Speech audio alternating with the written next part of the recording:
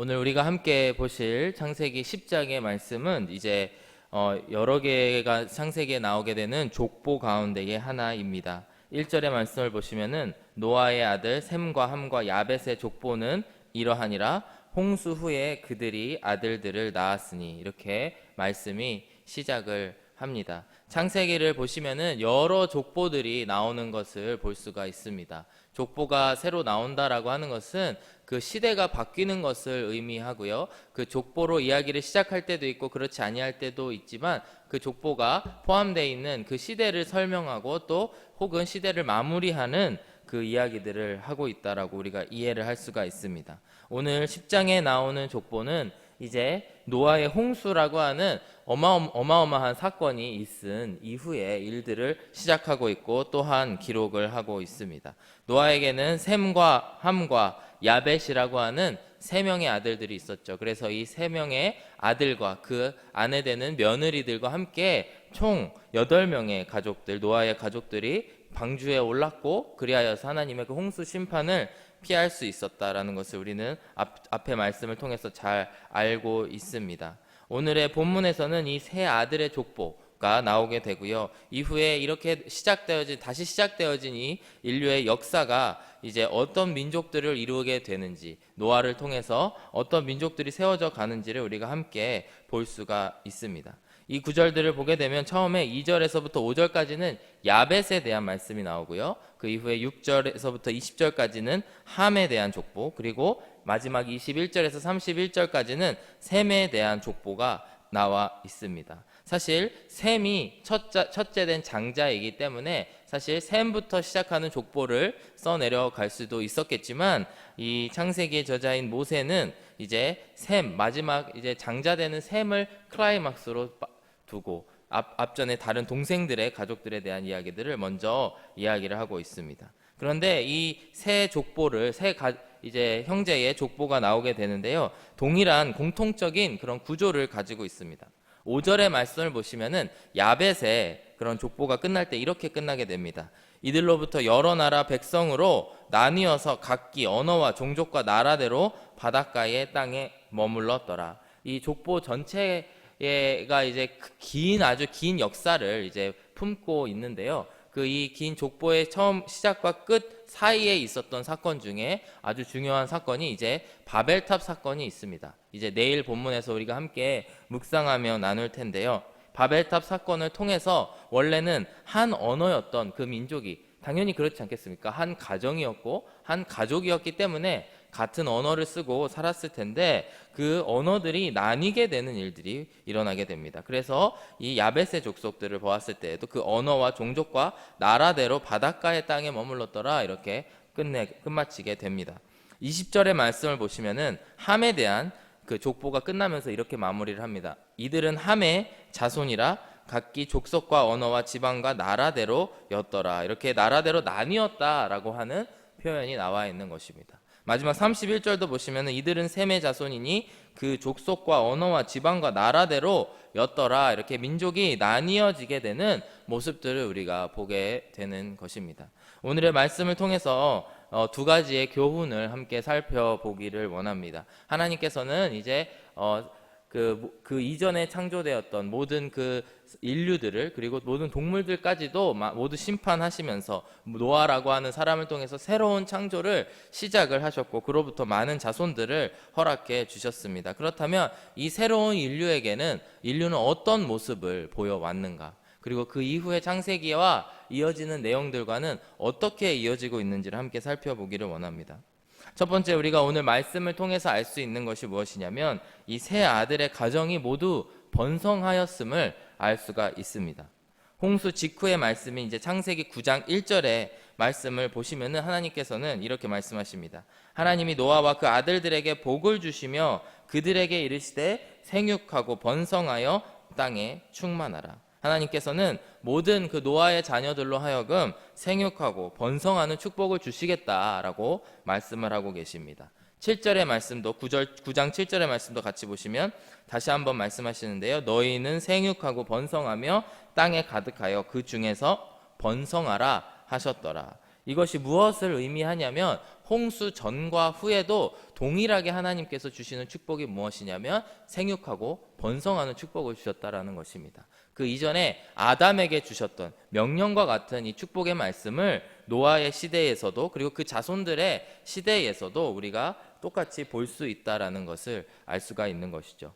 그런데 우리가 한 가지 주의 깊게 살펴보아야 될 것이, 우리가 어제 함께 살펴본 본문의 말씀을 보시면은 이제 노아가 그의 아들들, 그리고 특별히 함과 그 함의 아들 손자인 가나안을 저주하는 장면이 있습니다. 여러분 어제 보셨으니까 잘 아시겠지만 이제 노아가 포도주를 마시고 취하여서 장막에서 벌거벗고 바지를 벗고 그렇게 자고 있는 모습을 이제 가나안의 아버지 함이 보았다, 이런 말씀이 나오게 됩니다.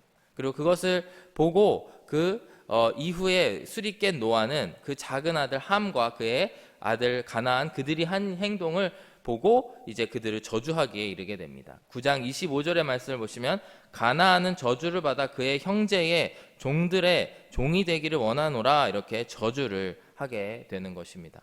그리고 이 저주는 나중이 되어서 가나안을 통해서 그리고 그 민족을 통해서 성취되어지는 것을 알 수가 있는데요. 19절의 말씀, 오늘의 본문인 19절의 말씀을 보시면 가나안 땅의 경계에 대해서 갑자기 족보를 보다가 나타나게 됩니다. 가나안의 경계는 시돈에서부터 그라를 지나 가사까지와 소돔과 고모라와 아드마와 스보임을 지나 라사까지였더라. 이렇게 가나안이 차지하게 될, 그 족속이 차지하게 될 나라, 그 땅들을 보여주게 되는데요. 나중에 이 땅을 이제 이스라엘이 차지하게 되는 그 땅이 되는 것이죠. 그래서 우리가 이 이름들이 아주 익숙한 이름들이라고 할 수가 있습니다. 근데 이제 노아가 했던 그 저주가 성취되어졌다라는 것을 우리가 알 수가 있는데요. 사실 이 가나안 땅은 이 아주 척박한 땅으로 유명합니다. 지금 보아도 그곳이 사막지대와 같은 곳이고, 그리고 척박하기에 이를 데 없는 그런 땅이지만 이제 모세의 시대, 그리고 이제 여호수아를 통해서 그 땅을 정복하는 시대까지의 기간 동안에 가나안이 그 땅을 차지하고 그곳에 땅을 갈고, 그리하여서 12정탐꾼의 눈으로 보았을 때에는 그곳이 젖과 꿀이 흐르는 땅입니다라고 할 정도로 아주 좋은 땅으로 만들어 놓았다라는 것이죠. 근데 그 이후에 그 땅을 이제 이스라엘에게, 어찌 보면 셈의 자손인 이스라엘에게 그것을 빼앗기게 되는 것을 볼 수가 있습니다. 이와 같이 노아의 저주는 유효하고 나중에 성취되는 것을 우리는 지금 알 수가 있는데요. 왜 이 말씀을 드리냐면, 그럼에도 불구하고 하나님께서 약속하신 너희가 생육하고 번성하라 라고 하는 말씀에는 변함이 없다라는 것을 우리가 알 수가 있습니다. 오늘의 족보를 이제 세어보시면 총 70명의 이름이 나타나게 됩니다. 총 70명의 자녀들이 나타나게 되는데요. 이것은 이제 히브리적 관점으로 봤을 때 7이라고 하는 완전수와 10이라고 하는 완전수의 곱셈이기 때문에 아주 완전한 숫자를 의미하게 됩니다. 그래서 노아의 족보에 70명이 기록된 것은 이 땅에 있는 모든 사람들을 의미하고 상징하는 것이고, 그 대표되는 사람들을 기록한 것이다 라고 해석하는 것이 맞습니다. 그런데 우리가 눈여겨봐야 될 것이 세 형제인데 정확히 3등분을 해서 자녀들의 이름이 기록되어져 있는 것이 아니고, 야벳은 14명의 자손이 나오게 되고요. 그 다음에 함은 무려 30명의 자손이 나오게 됩니다. 그리고 셈은 26명의 자손이 나오게 되는 것입니다. 사실 노아의 저주로만 놓고 봤을 때는 아주 함의 족속이 저주를 받았겠구나, 함의 그런 자녀들은 아주 못 살았겠구나 생각을 하겠지만, 하나님의 그러한 축복은 함의 자손에게도 동일하게 주신다라고 하는 것을 우리가 말씀을 통해서 알 수가 있는 것입니다. 이것을 우리는 하나님께서 일반적으로 주시는 은혜라고 할 수가 있습니다. 땅이 메마르고 요즘과 같이 아주 더운 날씨 가운데에서도 비는 내리죠. 그렇다고 해서 하나님을 믿는 자들에게만 비가 허락되는 것은 아닙니다. 하나님을 믿지 않는 자들에게도 동일하게 생명을 유지할 그런 은혜, 그리고 그 단비와 같은 하나님의 공급하심이 있다라는 것을 우리가 볼 수가 있습니다. 믿음이 좋은 사람들 혹은 하나님을 믿는 사람들에게만, 그들에게만 이제 재앙이 피해지거나 아주 축복을 받았던 것은, 예를 들면 출애굽 시대의 10개의 재앙과 같이 애굽 민족을 심판하시기 위한 하나님의 뜻, 그런 큰 뜻이 아니고서는 일반적으로 많은 은혜들을 우리가 누리게 되는 것을 볼 수가 있습니다. 노아 이후의 홍수의 시대에도 하나님의 그 은혜가 지속되었음을 우리가 볼 수가 있습니다. 하나님께서는 야벳과 함과 셈의 족속을 차별하지 아니하시고 동일하게 생육하고 번성할 수 있는 그런 은혜를 허락해 주셨음을 오늘 우리는 볼 수가 있습니다.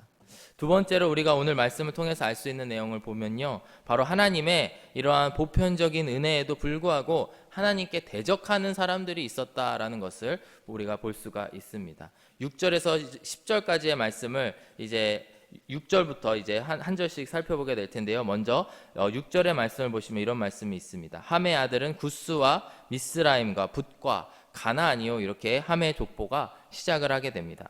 8절의 말씀을 보시면은 이제 함의 족속 가운데의 대표 인물로 니므롯이라고 하는 사람을 소개하고 있습니다. 구스가 또 니므롯을 낳았으니 그는 세상의 첫 용사라. 9절의 말씀을 보시면 그가 여호와 앞에서 용감한 사냥꾼이 되었으므로 속담에 이르기를 아무는 여호와 앞에 니므롯같이 용감한 사냥꾼이로다 하더라. 이렇게 말씀이 기록되어져 있습니다. 아마도 이 9절에서 말씀하는 것과 같이 이러한 속담이 있다라고 하는 것은 아마 창세기를 쓰고 있는 그 모세의 시대까지도 니므롯이라고 하는 이름이 아주 잘 알려져 있는 이름, 그리고 그는 용사로 혹은 용맹한 사람으로 기록되어 있는 그런 사람들로 그렇다고 우리가 추정을 할 수가 있습니다. 니므롯이 어떤 사람이었을까? 너무 고대의 사람이기 때문에 몇 가지 가정이 있습니다. 나중에 이제 니므롯을 통해서 이제 함의 족속 니므롯을 통해서 이제 바벨이라고 하는 도시가 세워지고 또 아수르라고 하는 도시가 세워지게 됩니다. 오늘날에도 바벨론의 그 당시에 이제 바벨론의 신 마루둑의 철자와 비슷한데 이게 마루둑의 원형격인 사람이 아닐까? 혹은 그 바벨론과 아수르에 나오는 그 어떤 전쟁의 신이 있다고 합니다. 그 전쟁의 신의 이름의 시조가 아닐까? 뭐 이렇게 추정하는 견해들이 있습니다. 정확히 어떤 역사적인 흐름이 있었는지 우리는 알지 못하지만 우리가 알 수 있는 것은 바로 이 니므롯이라고 하는 사람이 여러 도시를 건설하고 또 훗날에 그들이 이스라엘과 대적하고 히브리 사람들을 아주 힘들게 했던 그런 족속임을 우리가 알 수가 있습니다. 오늘 10절에서 12절의 말씀을 보시면 그가 지은 도시들이 먼저 나오게 됩니다. 그의 나라는 시날 땅의 바벨과 에렉과 아깝과 갈레에서 시작되었으며 그가 그 땅에서 아스르로 나아가 니느웨와 르호보딜과 갈라와 및 니느웨와 갈라 사이에 레센을 건설하였으니 이는 큰 성읍이라. 이렇게 이제 니므롯이 한 일들이 기록되어져 있습니다. 우리가 잘 알고 있는 그런 단어들, 도시의 이름들이 보이시죠? 바로 바벨이라고 하는 나라, 도시, 그리고 아수르라고 하는 후대의 나라, 니느웨라고 하는 도시를 우리가 알 수가 있습니다. 그리고 이러한 도시들의 근원이 되는 니므롯이 바로 9절에서 이렇게 다시 한번 보시면은 여호와 앞에 용감한 사냥꾼이었다, 이렇게 기록을 하고 있습니다. 그가 위대한 사람, 어찌 보면 그 가문에서는 와, 이렇게 큰 성을 짓고 위대한 일을 했구나라고 자랑을 할 수도 있겠지만 오늘 우리가 눈여겨보아야 될 것은 그가 여호와 앞에서 용감한 사냥꾼이었다, 이렇게 표현을 하고 있습니다. 여호와의 대적해서 용감한 사냥꾼이었다라고 우리가 이것을 해석할 수가 있습니다.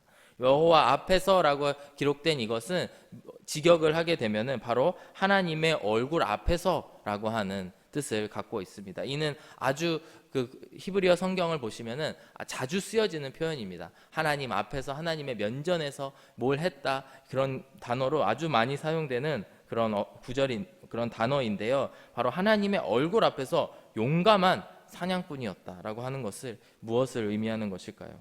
오늘 우리가 함께 고민해 보아야 될 것이 무엇이냐면 우리는 하나님의 면전 앞에서, 하나님의 얼굴 앞에서 우리는 어떤 모습일지를 한번 생각해 보기를 원합니다. 하나님의 앞에서 너무나 당당하고 용감하고 정말 이 사냥꾼과 같은 모습, 심지어 이 니므롯이라고 하는 그 단어의 뜻이 반역자라고 하는 뜻이라고 합니다. 우리 하나님께 반역하는 모습, 너무나 당당한 그런 모습들이 있지는 않나 한번 돌아보는 시간이 되기를 원합니다. 초대교회의 역사학자인 요세푸스는 이 니므롯에 대해서 기록을 하면서 그가 아마도 바벨 탑을 짓는 중심적인 인물이었을 것이다. 그로부터 시작된 그 바벨이라고 하는 도시, 그리고 그것에서 탑을 짓는 이야기의 중심에 니므롯이 있었다라고 기록을 하고 있습니다. 아마도 그는 하나님을 대적하는 세력의 중심에 있었던 자이고 오늘 말대로 하나님의 얼굴 앞에서 하나님을 경외하는 모습을 보이지 아니하고 오히려 하나님께 당당히 맞서는 모습을 보였던 인물이라고 하는 것입니다.